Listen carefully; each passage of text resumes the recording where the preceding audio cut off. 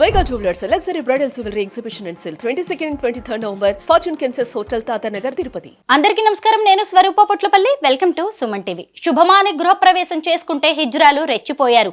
₹1,00,000 ఇవ్వాలని డిమాండ్ చేయడంతో ఇంటి యజమాని ఒప్పుకోకపోవడంతో గుంపుగా అటాక్ చేసి ఆయన తల పగలకొట్టారు.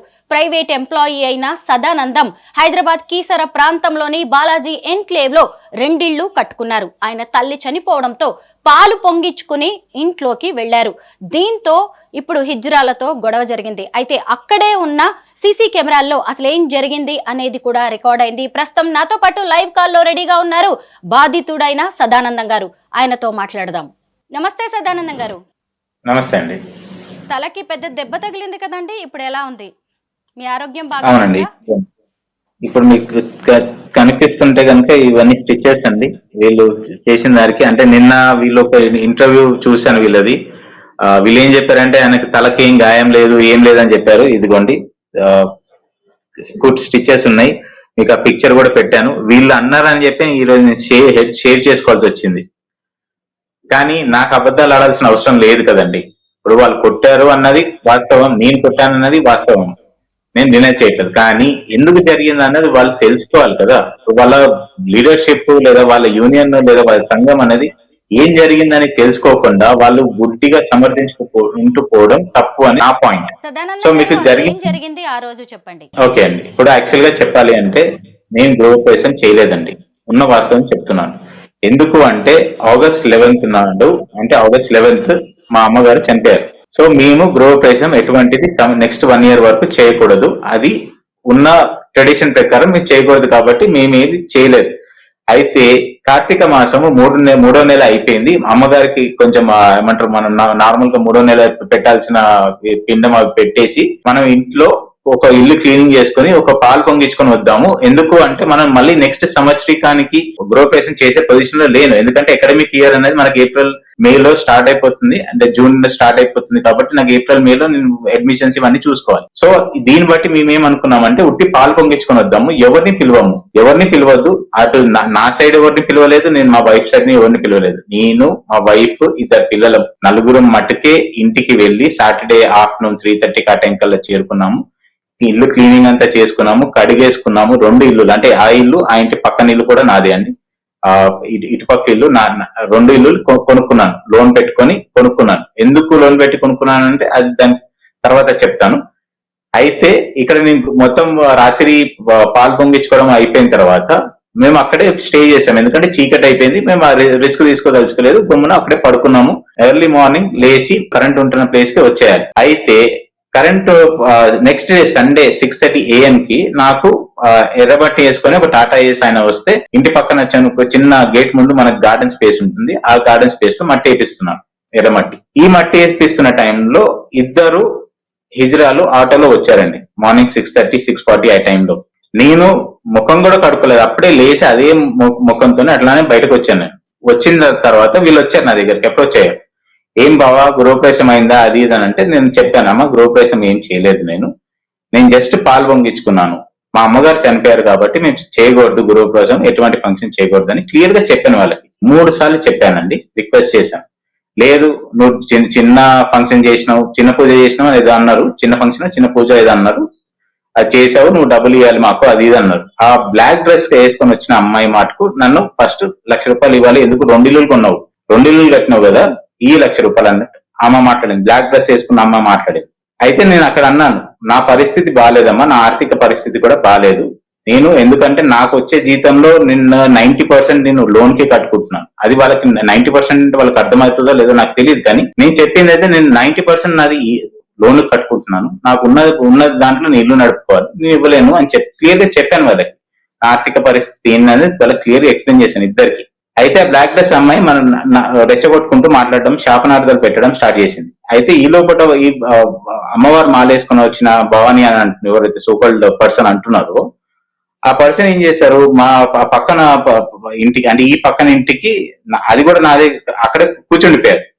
ఇప్పుడు మీరు అబ్జర్వ్ చేస్తే ఇంటికి ఎటువంటి డెకరేషన్ లేదు. ఆ గేట్ కి ఒక పూలదండ, ఆ పక్క ఇంటికి చూడండి ఉట్టి 4 పూలు గుచ్చి ఉంటాయి, దానికి దండ కూడా లేదు, ఉట్టి గుచ్చి ఉంటాయి. మేము గుమ్మడికాయలు ఏది కొట్టలేదు అక్కడ. అయితే ఆమె కూర్చుండిపోయి నువ్వు ఎందుకు డబ్బులు ఇవ్వాలి అన్నారు. అమ్మ నేను ఇవ్వలేను, ప్లీజ్ మీరు వెళ్ళిపోండి, మీరు ఇబ్బంది పడకండి, నన్ను ఇబ్బంది పెట్టకండి. ఇది నేను మాట్లాడిన మాట ఫస్ట్. దాని తర్వాత ఎప్పుడైతే వాళ్ళు శాపనార్థాలు పెట్టి దాని తర్వాత పిల్లల్ని లాగారో, ఫ్యామిలీని లాగారో, నీ ఇంట్లో శవం లేగాలి అది ఇదని మాట్లాడారు శాపనార్థాలు, నాకు అక్కడ కోపం వచ్చి నేను ఇంకా వాళ్ళని తిట్టాను. దాని తర్వాత ఇమీడియట్ గా వెళ్ళి ఫస్ట్ స్టిక్ పట్టుకొచ్చాను. దాని తర్వాత వాళ్ళు ఉరికిపోయారు అక్కడి నుంచి, ఇద్దరు ఉరికిపోయి ఆ 2 lanes తర్వాత వెళ్ళి ఫోన్ తీసి రికార్డ్ చేసుకుంటూ అక్కడ కూడా ప్రొవోకేట్ వర్డ్స్ వాడుతా ఉన్నారు, ఏది రెచ్చగొడతా ఉన్నారు నన్ను. నేను అయినా సరే సరే వెళ్ళిపోండి అమ్మా, మీరు ఇంకా ఎక్కువ మాట్లాడకండి అని చెప్పి ఇదన్నాను. దాని తర్వాత వీళ్ళు మాట్లాడుకున్నారు. దాని తర్వాత మళ్ళీ అక్కడ అరుచుకున్నారు. దాని తర్వాత ఇంకా ఇద్దరు వచ్చారు ఆటోలో. సో వీళ్ళు 4 వచ్చారు మళ్ళీ. సో నేను అన్నాను, వాళ్ళిద్దరు నెక్స్ట్ ఇద్దరు వచ్చిన వాళ్ళు అడిగారు ఎందుకు తిట్టేవారు. నేను చెప్పాను వాళ్ళకి, వాళ్ళు ఏం మాట్లాడారో తెలుసుకోండి ఫస్ట్, దాని తర్వాత నన్ను అడగండి, నేను చెప్తాను సమాధానం దానికి కావాలంటే. కానీ వాళ్ళు ఏం చెప్పారో అది తెలుసుకోకుండా మీరు వచ్చి నేను తిట్టానంటే, నన్ను తిడితే నేను ఎందుకు పడతాను? నేను మనిషినే, నేను మీలాగనే నాకు ఉప్పు కారం తింటున్నాను, నాకు తిడితే పడాలన్న థాట్ అనేది ఉండదు. సో అది చెప్పాను. దాని తర్వాత వాళ్ళు ఏదో అన్నారు. నేను అన్నాను పోలీసు కాల్ చేయండి బెస్ట్, వాళ్ళు వచ్చి వాళ్ళే మాట్లాడతారు. ఎందుకంటే నేను 100 డైల్ చేస్తుంటే నాకు ఫోన్ రీచ్ అవ్వట్లేదు.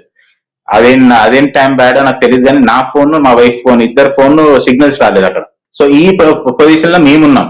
సరే 4 వెళ్ళిపోయారు. ఇప్పుడు వెళ్ళిపోయిన తర్వాత నేను ఈ గేట్ వేసుకొని లోపలికి వెళ్ళిపోయి ఇంటి పైకి వెళ్ళి కొంచెం దుమ్ము అది ఉంటది కదా, అది క్లీన్ చేద్దామని చెప్పి పైకి వెళ్ళాను. నేను ఇంటి పైకి వెళ్ళాను. ఇంటి పైకి వెళ్ళి నేను ఆ ప్రాసెస్ లో ఉండగా నెక్స్ట్ 10 minutes గ్యాప్ లోనే వీళ్ళందరూ మళ్ళీ 3 ఆటోల్లో ఏమో వచ్చారు. నా గేట్ ని ఇరగొట్టడానికి గట్టిగా లాగడము, బాగా బయటికి రా, నువ్వు ఎవడు మగడు కొట్టేది మమ్మల్ని అది ఇదని చెప్పి రెచ్చగొట్టడం మాట్లాడడం స్టార్ట్ చేశారు. అక్కడ ఎప్పుడైతే నా ప్రాపర్టీ డ్యామేజ్ చేయడానికి ట్రై చేశారో అప్పుడు నేను మళ్ళీ స్టిక్ పట్టుకొని వచ్చాను బయటకి. స్టిక్ పట్టుకొచ్చినప్పుడు కూడా చూడండి, నేను గేట్ తీసినప్పుడు ఎవరన్నా కింద పడిపోయారా అండి? వాళ్ళు చెప్పిన మాట ఏంటి? నేను గేట్ తీయంగానే ఒక అమ్మాయి ఇట్లా తోసేసానని చెప్పి కింద పడిపోయిందని చెప్పి ఎక్కడ తెలుసు? ఎవరైనా పడిపోయారా? ఆ వీడియోలో మీరే చూడండి. దాని తర్వాత మీరు ఆ వాయిస్ వినండి. నేను 3 సార్లు రిక్వెస్ట్ చేశాను, అమ్మ మీరు వెళ్ళండి, అమ్మ మీరు వెళ్ళండి అని చెప్పి అడుగుతూనే ఉన్నాను 3 సార్లు. ఎంతకీ జరగలేదు. దాని తర్వాత వాళ్ళ సిగ్నేచర్ స్టైల్లో చేలు కొట్టడము, దాని తర్వాత కొట్టించుకోవడానికి వచ్చినాము అది ఇది అని చెప్పి మాట్లాడడము. అప్పుడు నేను స్టిక్ తోని బిలో దని ఒక దెబ్బేసాను ఆమెకి. దాని తర్వాత ఇక్కడ తిరిగిన తర్వాత ఇక్కడ నేను ఎవరైతే ఇక్కడ వేరే గుంపు ఉందో అక్కడికి ఇట్లా ఉరుకుంటేసరికి అందరూ ఊరికారు. అక్కడ ఇంకొకరికి ఒక దెబ్బ పడింది. సో 2 దెబ్బలు నేను వేసాను. నేను వేయలేదు అని మాత్రం, నేను కొట్టలేదు అని మాత్రం అనట్లేదు, 2 దెబ్బలు నేను కొట్టాను. దాని తర్వాత మళ్ళీ నేను ఇట్లా రిటర్న్ ఇంకా ఇట్లా తిరిగి వస్తుంటే వెనక నుంచి వచ్చేసి నన్ను ఇట్లా పట్టేసుకొని ఇంకా కొట్టడం స్టార్ట్ చేశారు. పెద్ద పెద్ద సెంట్రీ కర్రలు ఉంటాయి కదా, ఆ కర్రలు తీసుకొని కొట్టడం స్టార్ట్ చేశారు వెనక నుంచి. ఇప్పుడు నా పాయింట్ ఏంటంటే, ఇప్పుడు మీరు 3 సార్లు నా ఇంటికి ఎందుకు వచ్చారు? నేను ఫస్ట్ టైమే చెప్పాను కదా, నేను పూజ చేయలేదమ్మా, నేను ఫంక్షన్ చేయలేదమ్మా, మా ఇంట్లో చనిపోయారు అని చెప్పాను. చెప్పిన తర్వాత కూడా నా ఇంట్లో శవం లేగాలని అంటే ఎవరండి ఊరుకుంటారు? అసలు ఏ మనిషి అయినా సరే ఇంట్లో శవము, ఏ ఇంట్లో అందరు మంచిగా ఉండాలని కోరుకుంటారు. కానీ వీళ్ళు డబ్బులు ఇవ్వకపోతే ఇంకా శవాలు లేవాలి, పిల్లలు చావాలి, నీ పిల్లం చావాలి, నీ కట్టలేగాలి అని చెప్పి ఇట్లా మాట్లాడతారా అండి? నేను పెట్టుకునే 92 లక్షల లోన్ కి వీళ్ళు బాధ్యత వహిస్తారా? వీళ్ళు ఇస్తారా అండి నాకు? ఇప్పుడు నన్ను వచ్చి ₹1,00,000 అడిగారు కదా. నేను మొన్న మీ ఇంటర్వ్యూ చూశాను, రచన గారు అన్నారు 1,00,000 అడుగుతారండి, కానీ వాళ్ళు దాంట్లో సగంలో సగం అన్నా వస్తుందని ఎక్స్పెక్ట్ చేస్తున్నారు. అంటే సగంలో సగం అంటే 25,000 అయినా నేను మీకు ఇచ్చే బదులు ఆ డబ్బులు ఉంటే నేను హోమ్ లోన్ ప్రిన్సిపల్ కి కట్టుకుంటాను కదండి. నాకు కొంచెం ఈఎంఐ బర్డెన్ తగ్గుతుంది కదా. నాకేమైనా డబ్బులు చెట్లకు కాస్తున్నాయా? నెలంతా కష్టపడితే నాకు వచ్చేది జీతం 30వ తారీఖు వస్తే 1వ తారీఖు కల్లా ఇట్లా జీతం 5వ తారీఖు కల్లా ఇట్లా జీతం ఎగిరిపోతుంది. మొత్తం ఈ లోన్స్ ఈఎంఐస్ అని చెప్పి మేమేమన్నా ఎవరికైనా కంప్లైంట్ చేస్తున్నామా అండి? ఇలానే రోడ్ మీదకి వచ్చి జనాల్ని కాలర్ పట్టుకొని డబ్బులు అడుగుతున్నామా? మా జీవితాలు ఏదో మా లో లైఫ్ ఏదో, మాది ఫ్యామిలీ, జాబ్, ఇల్లు, పిల్లలు, ఇదే మా లోకము. రోడ్లు బాగున్నా లేకున్నా మేము ఎవరిని ఏమి రోడ్ మీదకి వచ్చి అడగం కదా. కానీ వీళ్ళేంటి ఇంత దౌర్జన్యం చేసి 3వ వచ్చి ఆ 3వ ఆ వీడియో పెట్టి ఆ విక్టింగ్ కార్డ్ ప్లే చేయడం అనేది చాలా తప్పు. నాకు అక్కడ కోపం వస్తుంది. ఎందుకంటే మీరు చేసింది మీరు కరెక్ట్ సమర్థించుకోవడం ఏంటండి? మీరు చేసింది తప్పని మీకు ఇంత కూడా అనిపించట్లేదా? ఇప్పుడు ఒక మనిషి బాధలో ఉన్నాడని చెప్తే కూడా మీరు అర్థం చేసుకోకుండా మాకు డబ్బులు ఇవ్వాల్సిందే అని చెప్పి ఎందుకు ఇవ్వవు అంటే, నేనేమన్నా మీకు బాకీ ఉన్నానా అండి? 42 years నా ఏజ్. ఇంతవరకు నేను అన్ని క్రెడిట్ కార్డ్స్ కానీ ఏది కానీ టైం టు టైం పే చేసుకుంటున్నాను. ఎందుకు? నా ఇంటి ముందు ఏ ఏజెంట్ కూడా వచ్చి నిలబడకూడదు అని. ఎందుకు నా సిబిల్ స్కోర్ ని మెయింటైన్ చేసుకుంటూ వస్తామండి మేము? మిడిల్ క్లాస్ పర్సన్స్ మేము ఎందుకు మెయింటైన్ చేసుకుంటాం? అది మేము కూడా క్రెడిట్ కార్డులు, లోన్స్, పర్సనల్ లోన్ తీసుకొని ఎగ్గొట్టి పారిపోవచ్చు.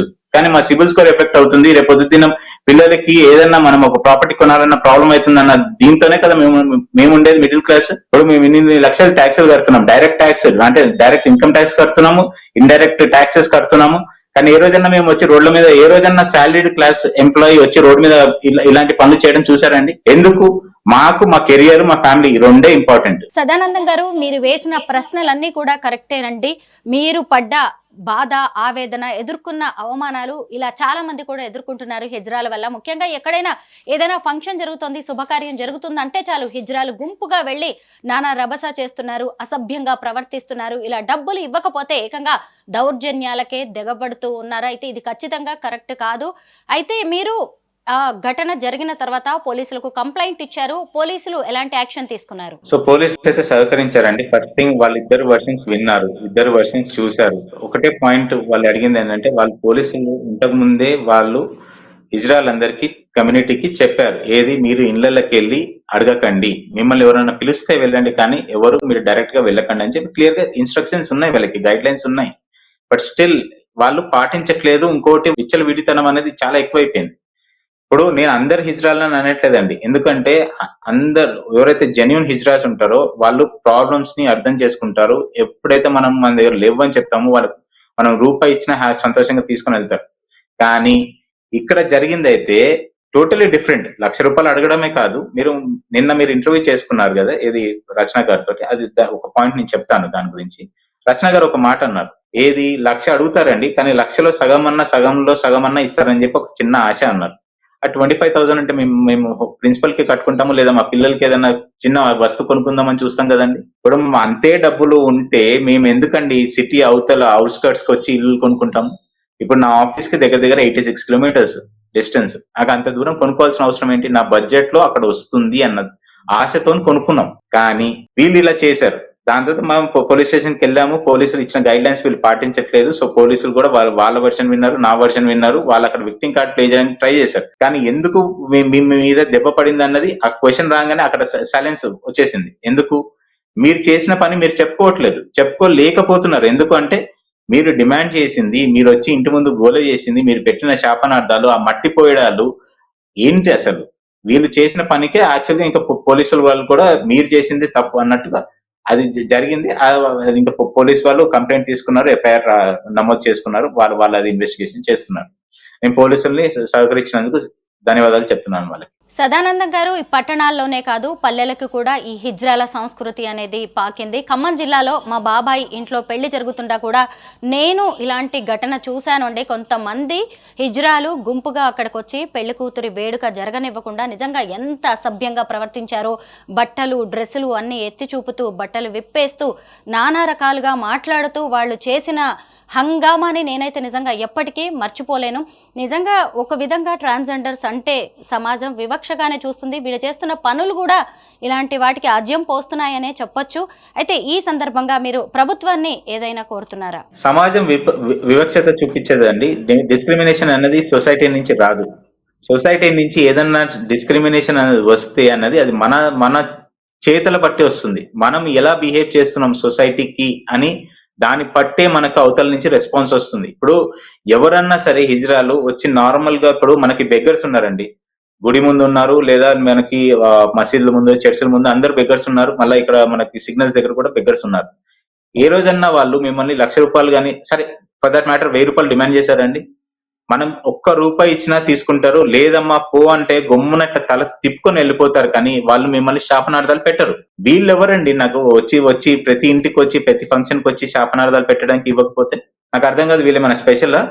పైనుంచి ఏమైనా దిగి వచ్చారా? వీళ్ళు కూడా మనలాగా మనుషులే కదా. ఎందుకు ఇలా ప్రవర్తిస్తున్నారు? వీళ్ళు ప్రవర్తించడం బట్టే వీళ్ళకి ఆ డిస్క్రిమినేషన్ అనేది స్టార్ట్ అయింది. ఎందుకు? వీళ్ళు ఇలా వస్తే మనల్ని హారాస్ చేస్తారన్న భయంతో వీళ్ళని దూరం పెట్టడం స్టార్ట్ చేసినట్టున్నారు. అది I'm not sure, I mean if that is correct or not. నాకు అది కరెక్ట్ కాదో తెలియదు. బట్ నేను అంటుంది ఏంటంటే, ఇప్పుడు వీళ్ళు చేయడం చాతలు బట్టి, అంటే కొంతమంది ఎవరైతే ఉన్నారో వాళ్ళు చేసే చాతలు బట్టి అవతల వాళ్ళు అంత కమ్యూనిటీకి చెడ్డ పేరు వస్తుంది. అది వీళ్ళు అర్థం చేసుకోవాలి. ఇప్పుడు చాలా చదువుకున్నాము అంటున్నారు, మీరు ఇంటర్వ్యూస్ కి అటెండ్ అవుతున్నారా? ఇప్పుడు మనకి గవర్నమెంటే ఒక థర్డ్ జెండర్ అని చెప్పి క్రియేట్ చేసి పెట్టింది కదా. సో మీరు ఇంటర్వ్యూస్ అటెండ్ కారు, ఏమీ అటెండ్ కాకుండా మీకు జాబ్స్ రావాలి, మీకు జాబ్స్ కావాలి, గవర్నమెంట్ పెన్షన్ ఇవ్వాలంటే ఎక్కడి నుంచి ఇస్తుందండి? ఇప్పుడు డిస్క్రిమినేషన్ అన్న పదము తప్పు. ఇంకోటి వీళ్ళు అడుగుతున్నది భిక్షాటన కాదు, వీళ్ళు చేస్తుంది ఎక్స్టార్షన్. ఇది ఈ డిఫరెన్సియేషన్ మీడియా ప్రదంగా అందరూ తెలుసుకొని ప్లీజ్ ఈ 10,000, 20,000, 50,000, 70,000, ₹1,00,000 ఏదైతే అడుగుతున్నారో అది భిక్షాటన కాదు, అది ప్యూర్ ఎక్స్టార్షన్. ఈ పాయింట్ నేను ఒకటి చెప్తున్నాను. ఇంకోటి, ఒకవేళ నేను గవర్నమెంట్ అడగదలుచుకుంటే వీళ్ళకి మనం సింపతి, మనం యాజ్ ఎ సొసైటీ వీళ్ళ పట్ల మనకి రెస్పాన్సిబిలిటీ ఉంది, నేను కాదనట్లేదు. కానీ ఈ రెస్పాన్సిబిలిటీ యాజ్ ఇండివిజువల్ ప్రతి ఒక్క ఇండివిజువల్ తీసుకొని తిరగలేడు. దీనికి గవర్నమెంట్ ఉంది. గవర్నమెంట్ ఒక పని చేయొచ్చు. మనకి ప్రతి ఎంప్లాయీ దగ్గర నుంచి ప్రొఫెషనల్ ట్యాక్స్ అని మన తెలంగాణ స్టేట్ తీసుకుంటుంది. ₹200 పర్ మంత్ కట్ అవుతుంది మనకి ఎవ్రీ ఎంప్లాయీ. ఆ ₹200 లో ఏదో ఒక పర్సెంటేజ్ ఆఫ్ అమౌంట్ తీసి, అంటే అందరి కలెక్టివ్ ఎంప్లాయీస్ దగ్గర నుంచి తీసుకొని వాళ్ళకి కొద్దిగా ఏదన్నా సహకరిస్తే బాగుంటుందని నా ఉద్దేశం. లేదా ఓ పని చేయండి, మాకు ఇట్లాంటి హెరాస్మెంట్ నుంచి మమ్మల్ని తప్పించాలి అంటే హిజ్రా ట్యాక్స్ అనో లేదా ట్రాన్స్జెండర్ ట్యాక్స్ అనో ఒక కొత్త ట్యాక్స్ తీసుకొచ్చి ఎవరైతే ఇల్లు కొంటున్నారో లేదా ప్రాపర్టీ కొంటున్నారో అక్కడనే ఒక 0.5%, 0.25% ట్యాక్స్ తీసేసుకోండి. వాళ్ళని మా దగ్గర రానియకుండా మీరే అందజేసేయండి వాళ్ళకి. కానీ ఇట్లా మా ఇంటి ముందుకు వచ్చేసి మమ్మల్ని మా పిల్లల్ని, మా భార్యల్ని దుర్భాషలు ఆడడం అన్నది కరెక్ట్ కాదు. ఇప్పుడు మీరు ఒకవేళ నిన్న మీరు అంటే సోషల్ మీడియాలో ఆల్రెడీ జరుగుతున్నాయి కదా, నేను అసలు నాకు తెలియదు ఇంత వైరల్ అవుతుందని. నేను ఎవరికి ఇన్ఫర్మేషన్ ఇవ్వలేదు, నా ఫోన్ నెంబర్ ఎవరికి తెలియదు, నేను ఆ ఇంట్లో కూడా ఉండట్లేదు. ఎట్లా ఇదంతా వైరల్ అయిందని చెప్పి నేను షాక్ తింటున్నాను. వీళ్ళు ఏమంటున్నారంటే నేను వైరల్ చేశాను అంటున్నారు. నేను అసలు ఎక్కడ వైరల్ చేశాను? నాకు ఇంతవరకు ఆ పాయింట్ అసలు నాకు నవ్వాలా ఏడవాలా అర్థం కాలేదు పాయింట్. అయితే మీ ఇంటర్వ్యూ చూశాను, ఫస్ట్ ఇంటర్వ్యూ. దాంతో రచన గారు కొన్ని వ్యాలిడ్ పాయింట్స్ చెప్పారు, పెన్షన్ ఇవ్వాలని. కరెక్టే. ఆ పెన్షన్ కూడా మీరు కాళ్ళు చేతులు బాగున్నప్పుడు అడగడం అన్నది తప్పు. మీరు ఏదన్నా పని చేసుకోవచ్చు. మీరు నిన్న ప్రేమ్ లీలా గారు అని చెప్పి ఒక ట్రాన్స్జెండర్ వచ్చి చాలా మంచిగా మాట్లాడారు. ఆమె ఒక జూట్ బ్యాగ్ ఏదో స్మాల్ స్కేల్ ఇండస్ట్రీ నడుపుకుంటున్నారు, ఆమెకు చాలా అవార్డ్స్ వచ్చాయని చెప్పి ఆమె చెప్పింది. సో అలాంటి వాళ్ళు కూడా ఉన్నప్పుడు మీరెందుకు ఇట్లా ప్రవర్తిస్తున్నారు? కొంతమంది శారీరకంగా, మానసికంగా ఎలా ఉంటారో మనకి తెలిసిందే. మీరు కొత్తగా ఇల్లు కట్టుకున్నారు, ఇక మీదట ఫ్యామిలీతో అక్కడ సింగిల్గా ఉండాలి. అయితే ముందు ఈ హిజ్రాలు మళ్ళీ ఏమైనా మీ మీద అటాక్ చేస్తారని కానీ, లేదంటే ఏదైనా ఘటన జరగవచ్చు అనే భయాందోళనలు మీకున్నాయా? ఉన్నాయండి. ఇప్పుడు నాకు నిన్న జరిగిన ఇంటర్వ్యూస్ ఇవన్నీ చూస్తుంటే వీళ్ళు ఆడుతున్న విక్టింగ్ కార్డ్స్ ఎవరైతే ఉన్నారో, విక్టింగ్ కార్డ్ ప్లే చేస్తున్నారో వీళ్ళందరినీ చూస్తే కొంచెం ఇప్పుడు నాకు భయం స్టార్ట్ అయింది. ఎందుకు అంటే ఇప్పుడు నేను ఆఫీస్కి వెళ్తాను, భార్య పిల్లలు ఇంట్లో ఉంటారు. వీళ్ళు భార్య పిల్లలు పిల్లలు స్కూల్కి వెళ్తారు, కాలేజ్కి వెళ్తారు, వస్తారు. వీళ్ళు ఏమైనా మధ్యలో చేస్తారన్న భయం స్టార్ట్ అయింది నాకు. సో వీళ్ళ మీద అయితే యాక్షన్ తీసుకోవాలని చెప్పి నేనైతే అనట్లేదు, ఎందుకంటే వాళ్ళ మీద నాకు సానుభూతి ఉంది. నేను వాళ్ళ సైడ్ నుంచి నేను సింపథైజర్ ఫర్ దెమ్. బట్ నేను అడుగుతుంది ఏంటంటే వీళ్ళు ఏదో ఒకటి పని చేసుకొని బ్రతకండి ప్లీజ్. మీరు ఇట్లా ఇళ్ల మీదకి వచ్చి దౌర్జన్యం చేసి బట్టలు విప్పి మీ ప్రైవేట్ పార్ట్స్ చూపించడము తప్పు. డబ్బులు లేవు అంటే వెళ్ళిపోండి. కానీ ఇచ్చే వాళ్ళని కూడా నేను ఒక క్వశ్చన్ అడుగుతున్నాను, మీరు ఎంకరేజ్ చేయకండి. మీరు ఎంకరేజ్ చేయడం బట్టే వీళ్ళు ఇలా ఫ్రీ మనీకి అలవాటు పడ్డారు. యూ వోంట్ బిలీవ్ అండి, వీళ్ళు రోజు భిక్షాటన అంటున్నారు కదా, సీ దేర్ ఫోన్స్. వాళ్ళు వాడే ఫోన్లు చూడండి, నేను వాడే ఫోన్ చూడండి. నేను నెలంతా కష్టపడితే వచ్చే డబ్బులకి నేను వాడుతున్న ఫోన్ చూడండి, వాళ్ళు వాడుతున్న ఫోన్ చూడండి, మీకు ఐడియా వచ్చేస్తుంది అసలు ఎవరు లావిష్ లైఫ్ బ్రతుకుతున్నారని. ఆయన చెప్పినవన్నీ కూడా ఒక common man voice, public voice. దయచేసి ట్రాన్స్జెండర్ కమ్యూనిటీ వీటన్నిటినీ గమనించాలి. మీలో మార్పు రావాల్సిన అవసరం కూడా కనిపిస్తోంది. ఖచ్చితంగా మీ పట్ల మా అందరికీ సానుభూతి ఉంది. ఇప్పటికే సదానందం గారు అంత దెబ్బలు తిని, అంత బాధను, ఆవేదనను అనుభవించి కూడా ఆయన ట్రాన్స్జెండర్స్ పట్ల జాలి చూపిస్తున్నారు. అయితే భిక్షాటనకి వచ్చినా సరే దానిలో కూడా మనకి ఒక సింపతి, సానుభూతి అనేది కనిపించాలి, రిక్వెస్ట్ అనేది కనిపించాలి. మీరు ఇలా డిమాండ్ చేస్తూ నోటుకొచ్చినట్టుగా మాట్లాడుతూ, ఒకవైపు ఆయన తన తల్లిని పోగొట్టుకున్న బాధలో ఉన్నారు, గృహప్రవేశం కూడా చేయలేదు, అంటే పాలు పొంగించుకొని కొత్త ఇంట్లోకి వెళ్ళారు. అంత మాత్రానికే మీకు ₹1,00,000 ఇస్తారా? కనీసం సగంలో సగం అన్నా కానీ ₹25,000, అది తనకి చాలా పెద్ద అమౌంట్ అని ఆయన చెప్తున్నారు. ఇది సదానందం గారి ఒక్కరి బాధ మాత్రమే కాదు, చాలా మంది సామాన్యులు ఇలాంటి ఆవేదనను హిజ్రాల వల్ల ఎదుర్కొంటూ ఉన్నారు. ఇక మీదట అయినా సరే ట్రాన్స్జెండర్ కమ్యూనిటీ, ట్రాన్స్జెండర్ పెద్దలు, లీడర్లు, ప్రభుత్వం, పోలీసులు స్పందించాల్సిన అవసరం ఉంది. తప్పు ఎక్కడ జరుగుతుందో, నేరం ఎక్కడ ఉందో ఖచ్చితంగా కరెక్షన్ చేయాలి. సదానందం గారు, మీరు మీ కుటుంబం జాగ్రత్తగా ఉండాలి. థ్యాంక్ యూ సో మచ్ అండి. థ్యాంక్స్ అండి.